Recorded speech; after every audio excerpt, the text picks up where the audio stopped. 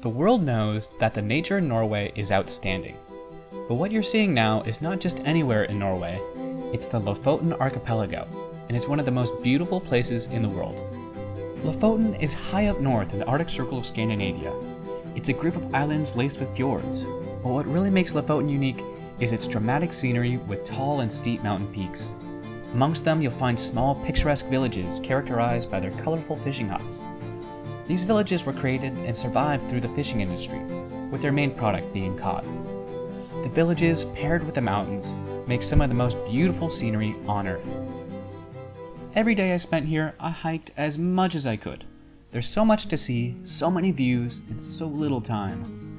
One thing is certain here, and that's how incredibly steep the hikes are, and you're always starting from sea level. But why are they shaped like this, with steep cliffs on each side? Well, these mountains were formed over several ice ages and were carved by glaciers, leading to the striking appearance of peaks and valleys. On the other hand, one thing is always uncertain here, and that's the weather. It changes very quickly. Unfortunately, it was cloudy for a majority of the time I was here.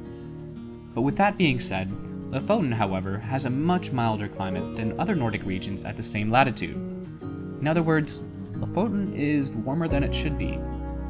This is a result of the Gulf Stream, a warm Atlantic current that originates all the way from the Gulf of Mexico.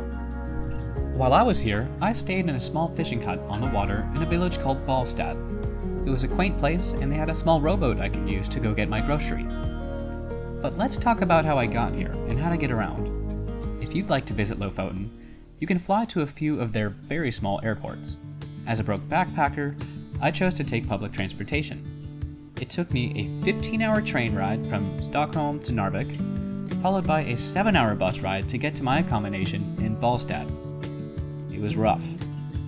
There are reliable buses that drive across Lofoten, but there are only a couple in a day, so you really need to manage your time. If money is no object for you, I'd highly recommend flying to the islands and renting a car. It will make your trip loads easier. For the local cuisine, there's plenty of fish, but if you'd like to try something new and unusual, you can give reindeer and even whale a try, depending on which side of that moral debate you're on. Lofoten was a huge pain in the rear for me to get to, but it was far more than worth it. If you like nature and hiking, do not hesitate to add this to your list. If you liked this video, I also have another one about a fascinating and tragic event that happened in Bergen, Norway. Go ahead and check it out. If you have any input or questions, leave a comment as I'd love to hear from you. Thanks for watching, and I'll catch you in the next one.